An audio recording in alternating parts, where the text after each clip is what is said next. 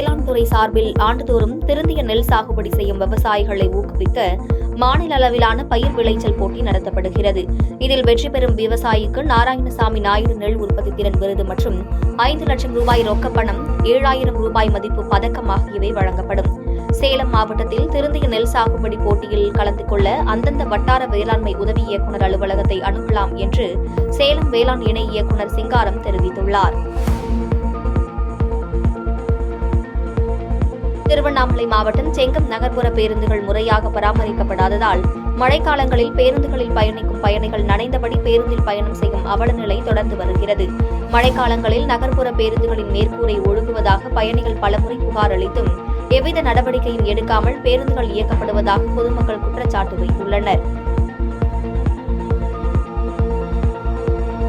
மறைந்த தேமுதிக தலைவர் விஜயகாந்தின் 1ஆம் ஆண்டு நினைவு தினம் இன்று அனுசரிக்கப்படுகிறது. அந்த வகையில் திருவாரூர் தெற்கு மாவட்ட தேமுதிக சார்பில் திருத்துறைப்பூண்டி பழைய பேருந்து நிலையம் அருகே அவரது உருவப்படத்திற்கு மலர் தூவி அஞ்சலி செலுத்தப்பட்டது. அதனைத் தொடர்ந்து பொதுமக்களுக்கு தென்னை மரக்கன்றுகள் மற்றும் அன்னதானம் வழங்கப்பட்டது. நாமக்கல் மாவட்டம் பள்ளிப்பாளையத்தில் நகர தேமுதிக சார்பில் விஜயகாந்த் 1ஆம் ஆண்டு நினைவு தினம் அனுசரிக்கப்பட்டது. இதில் விஜயகாந்தின் திருவுருவப் படத்திற்கு மலர் அஞ்சலி செலுத்தப்பட்டது. இதனையடுத்து 700 நபர்களுக்கு அன்னதானம் வழங்கப்பட்டது. புதுக்கோட்டை கடையக்குடி பகுதியில் ஆங்கிலேயர் காலத்தில் கட்டப்பட்ட அணைக்கட்டினை சென்னை உயர்நீதிமன்ற நீதிபதி சுரேஷ்குமார் ஆய்வு மேற்கொண்டார். பாதாள சாக்கடை கழிவுநீர் கண்மாயில் வந்து சேர்வதாக புகார் வந்த நிலையில் இந்த ஆய்வானது நடைபெற்றது. பின்னர் மாவட்ட ஆட்சியர் மற்றும் மாநகராட்சி நிர்வாகத்திடம் கலந்து ஆலோசனை செய்து கழிவுநீர் கண்மாயில் கலக்காமல் இருப்பதற்கு உரிய நடவடிக்கை எடுக்கப்படும் என்று கூறி சென்றார். திருப்பத்தூர் மாவட்ட ஆட்சியர் அலுவலகத்தில் தமிழ்நாடு அரசு ஊழியர் சங்கத்தினர் ஆர்ப்பாட்டம் நடத்தினர். ஆர்ப்பாட்டத்தில் திமுக தேர்தல் வாக்குறுதியை நிறைவேற்ற வலியுறுத்தியும், பழைய பென்ஷன் திட்டத்தை உடனடியாக அமல்படுத்த கோரியும், புதிய பென்ஷன் திட்டத்தை ரத்து செய்ய கோரியும் ஆர்ப்பாட்டம் நடைபெற்றது. திருப்பத்தூர் மாவட்டம் ஆம்பூர் அடுத்த மாராப்பட்டு பாலாற்றில் தோல் தொழிற்சாலையிலிருந்து வெளியேறும் கழிவு நீரால் ஆற்றில் செல்லும் வெள்ளம் தொடர்ந்து நுரை பொங்கி வருகிறது. இதனைத் தொடர்ந்து மாசு கட்டுப்பாட்டு வாரிய அதிகாரிகள், நீர்வளத்துறை அதிகாரிகள் ஆகியோர் ஆற்றை சுத்தம் செய்யும் பணியில் ஈடுபட்டனர். அப்போது அனுமதியில்லாமல் ஆற்றில் நுரை பொங்கும் இடத்தில் அதிகாரிகள் சுத்தம் செய்ய முயற்சி செய்தபோது அதிகாரிகளை சிறைப்பிடித்து பொதுமக்கள் மற்றும் விவசாயிகள் வாக்குவாதத்தில் ஈடுபட்டு சாலை மறியல் போராட்டத்திலும் ஈடுபட்டதால் பரபரப்பு ஏற்பட்டது. வாழ முடியாத ஒரு சூழல் இருக்கு. இது தொடர்ந்து நடக்குமானால் நாங்க தொடர் போராட்டத்தை முன்னெடுக்க வேண்டிய ஒரு கட்டாயத்தில் நாங்க இருக்கிறோம். எங்களுடைய தமிழக விவசாயிகள் பாதுகாப்பு சங்கமும் சரி, சமூக ஆர்வலரும் சரி, இந்த சுற்றுவட்டார பாலாறு பாதுகாப்பு கூட்டத்தின் அத்தனை சமூக ஆர்வலர்களும் எங்களுடைய தொடர் போராட்டத்தை நாங்க முன்னெடுக்க வேண்டிய நெருக்கடிக்குள்ளாக இருக்கின்றதை தெரிவிச்சுக்கிறோம். தமிழக அரசும் மாவட்ட நிர்வாகமும் உடனடியாக நடவடிக்கை எடுக்க வேண்டியது எங்களுக்கு கோரிக்கையாக இருக்கிறது. தூத்துக்குடி மாநகராட்சி கங்கா பரமேஸ்வரி நகர் பகுதி பூங்காவில் நடைபயிற்சி மேற்கொண்ட இளம் பெண்ணிடம் பாலியல் தொந்தரவில் ஈடுபட்ட தென்மலை தென்குமரன் என்ற சரித்திர பதிவேடு குற்றவாளியை காவல்துறையினர் கைது செய்து விசாரணை மேற்கொண்டு வருகின்றனர். இதுபோன்ற சம்பவங்கள் பூங்காக்களில் அடிக்கடி நடைபெறுவதாகவும், குழந்தைகளுக்கும் பெண்களுக்கும் பாதுகாப்பு வேண்டி மாவட்ட நிர்வாகம் மற்றும் மாநகராட்சி நிர்வாகம் பூங்காக்களில் சிசிடிவி கேமராவை அமைக்க வேண்டும் என கோரிக்கை வைத்துள்ளனர். தூத்துக்குடி மாவட்டம் கோவில்பட்டியில் மாநில அளவிலான 18 வயதிற்குட்பட்ட மாணவிகளுக்கான கால்பந்தாட்ட போட்டி நடைபெற்றது. இப்போட்டியில் சென்னை, ஈரோடு, விருதுநகர், நெல்லை, தென்காசி, மதுரை, திருச்சி உள்ளிட்ட பல்வேறு மாவட்டங்களில் இருந்து வீராங்கனைகள் கலந்து கொண்டனர். இந்த நிலையில் தென்காசி அணி முதல் பரிசையும், சென்னை அணி 2வது பரிசையும், ஈரோடு அணியினர் 3வது பரிசையும் தட்டிச் சென்றனர்.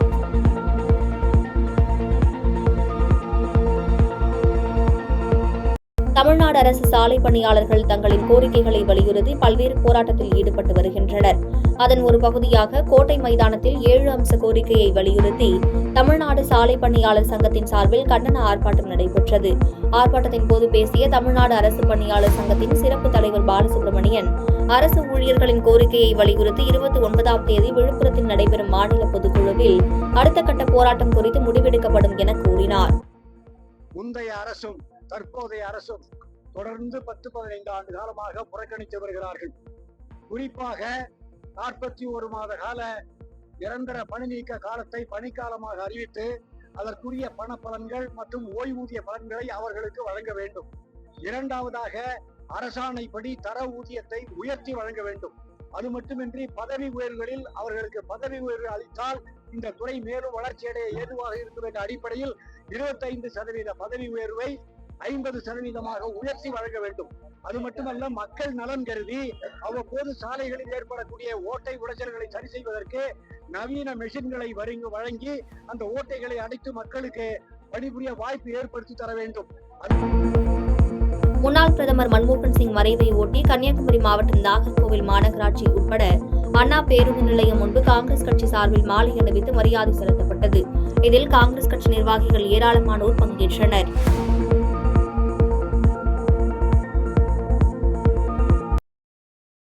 திண்டுக்கல் மாவட்டம் பழனியை அடுத்த புது ஆயக்குடியில் உள்ள தேசிய நெடுஞ்சாலை குண்டும் குழியுமாக முற்றிலும் சேதமடைந்துள்ளதால் அவ்வழியாக செல்லும் வாகன ஓட்டிகள் மற்றும் பொதுமக்கள் அவதிக்குள்ளாகி வருகின்றனர்.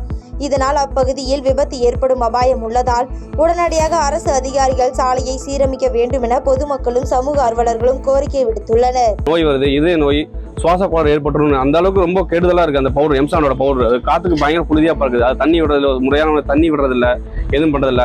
இப்ப இது ஒரு 18ஆம் தேதி நினைக்கிறேன், ஒரு வாலிபர் 4 மணி 4:30 மணிக்கு அந்த பக்கம் வந்துட்டு இருக்காரு. வரும்பொழுது அந்த கல்லோட அந்த இது டக்குன்னு சறுக்கி விட்டு அவர் விழுந்து பயங்கர காயம். அன்றாட டெய்லியும் தினமும் ஒருத்தர் விழுந்துட்டே இருக்காங்க. அவங்க அரசு மருத்துவமனைக்கு அழைச்ச வேண்டிய சூழல் ஏற்படுது. பஸ் நிலையங்கள் பொதுமக்கள் நிற்க முடியல. அவங்க மூக்கில் எல்லாத்தையும் அந்த சுவாச இது வச்சுட்டு அப்படி நிற்க வேண்டிய சூழ்நிலை இருக்கு. திண்டுக்கல் மாவட்டத்தில் எம்பி இருக்காங்க, எம்எல்ஏ ஆளுங்கட்சி திமுகவை சேர்ந்த எம்எல்ஏ திரு செந்தில்குமார் இருக்காரு. அவங்க கோரிக்கையை வைக்கிற முதல்வருக்கு கவனத்துக்கு எடுத்துட்டு போய் இதை இமீடியட்டாக தார் சாலை அமைச்சு மக்களுக்கு நல்ல வழி ஏற்படுதுன்னு எங்களை வேண்டுதல் வைக்கிறோம். நன்றி, வணக்கம்.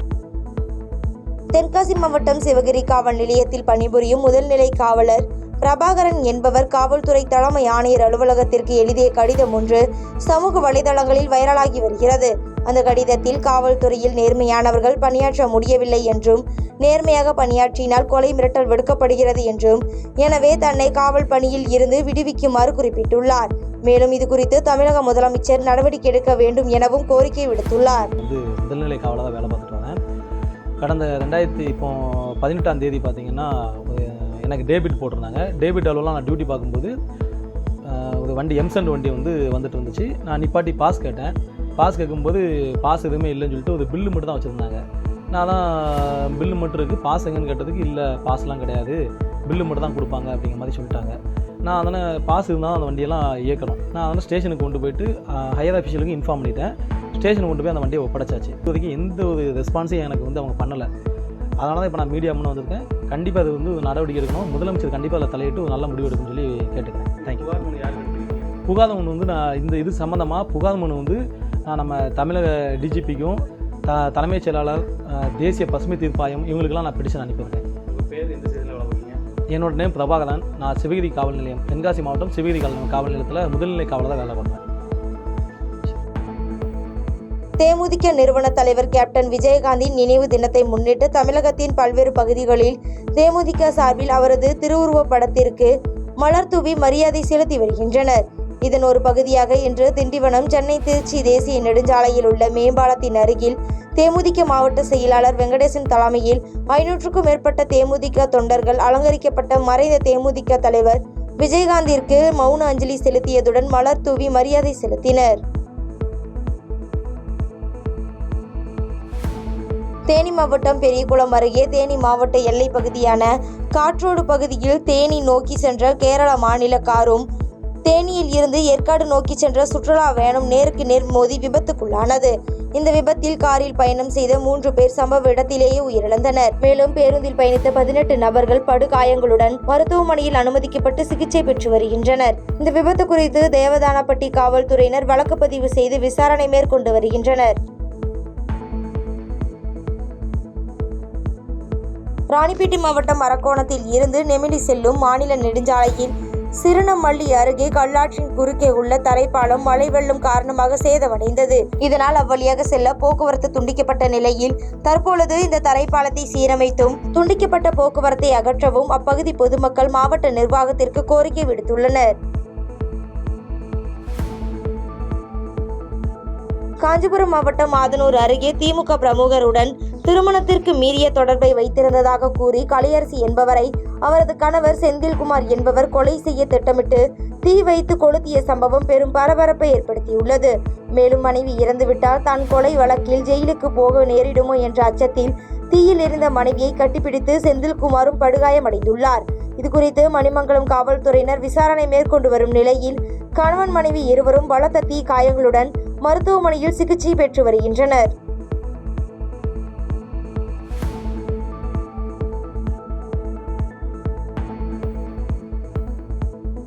கள்ளக்குறிச்சி மாவட்டம் மணலூர்பேட்டையைச் சேர்ந்த ஓவிய ஆசிரியர் சு. செல்வம் என்பவர் கேப்டன் விஜயகாந்த் 1ஆம் ஆண்டு நினைவு நாளை முன்னிட்டு மணலூர்பேட்டையில் மேம்பாலத்தை கட்டி கொடுத்த விஜயகாந்திற்கு அஞ்சலி செலுத்தும் விதமாக கேப்டன் கட்டிய மேம்பாலம் போன்ற மேம்பாலம் மாதிரி செய்து அந்த மேம்பால மாதிரியில் மார்க்கரை இணைத்து அதன் மூலம் கேப்டன் படத்தை வரைந்து அஞ்சலி செலுத்தினார்.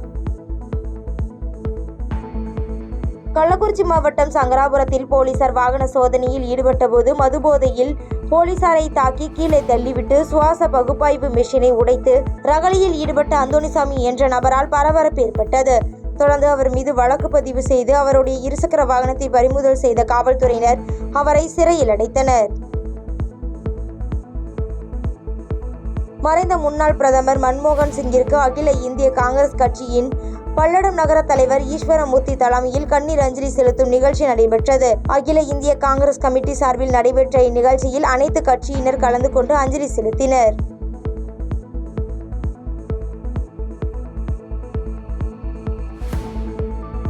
சேலம் மாவட்டம் கோரிமேட்டில் உள்ள அரசு தொழிற்பயிற்சி நிலையம் முன்பாக தமிழ்நாடு அரசு புதிய பென்ஷன் திட்டத்தை ரத்து செய்து பழைய ஓய்வூதிய திட்டத்தை அமல்படுத்த வேண்டும் உள்ளிட்ட 7 அம்ச கோரிக்கைகளை வலியுறுத்தி தமிழ்நாடு அரசு ஊழியர் சங்கம் சார்பில் கண்டன ஆர்ப்பாட்டம் நடைபெற்றது. இந்த ஆர்ப்பாட்டத்தில் அரசு ஊழியர் சங்கத்தின் மாவட்ட செயலாளர் சுரேஷ் உள்ளிட்ட பலர் கலந்து கொண்டனர்.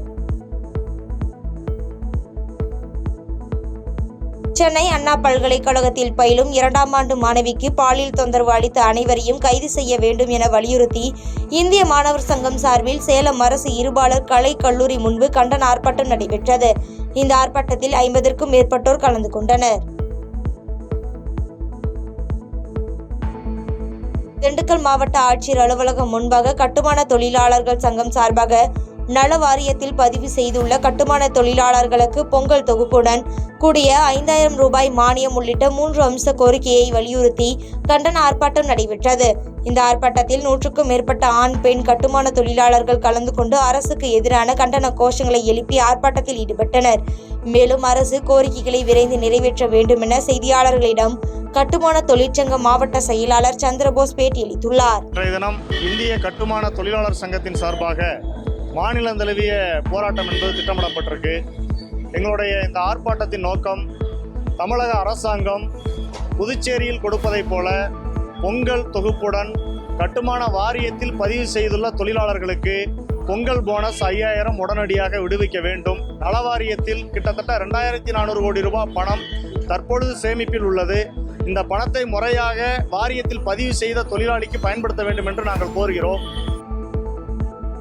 நாமக்கல் மாவட்டம் ராசிபுரம் பழைய பேருந்து நிலையம் பகுதியில் தனியார் தங்கும் விடுதிக்கு சொந்தமான கார் பார்க்கிங்கை வாடகைக்கு விட்டுவிட்டதால் அப்பகுதியில் ஏராளமான வாகனங்கள் நிறுத்தப்படுகின்றன. இதனால் அவ்வழியாக செல்லும் பொதுமக்களும் வாகன ஓட்டிகளும் அவதியடைந்து வருகின்றனர். எனவே அரசு விதிகளை மீறி கார் பார்க்கிங் மற்றும் பைக் பார்க்கிங் வாடகைக்கு விட்ட தனியார் விடுதி மீது நடவடிக்கை எடுத்து வீதிகளில் வாகனங்களை நிறுத்தாத வண்ணம் நடவடிக்கை எடுக்க வேண்டும் என அப்பகுதி மக்கள் மாவட்ட ஆட்சியரிடம் கோரிக்கை மனு அளித்தனர். மாவட்ட ஆட்சியர் அலுவலகத்தில் வனத்துறை சார்பாக வனத்தீ ஏற்படாமல் இருக்க எடுக்க வேண்டிய முன்னெச்சரிக்கை நடவடிக்கைகள் பற்றிய விழிப்புணர்வு நிகழ்ச்சி மாவட்ட ஆட்சியர் உமா மற்றும் மாவட்ட வனத்துறை அலுவலர் கலாநிதி தலைமையில் நடைபெற்றது. இதில் 25க்கும் மேற்பட்ட வன அலுவலர்கள், வன பாதுகாவலர்கள் பங்கேற்றனர்.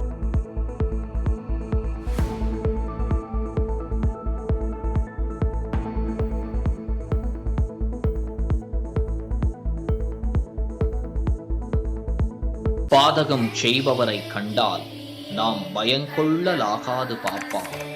மோதி மிதித்து விடு பாப்பா, அவர் முகத்தில் உமிழ்ந்து விடு பாப்பா. அண்மை செய்திகளை உடனுக்குடன் தெரிந்து கொள்ள இணைந்திருங்கள் இயம்நாடு தொலைக்காட்சியுடன்.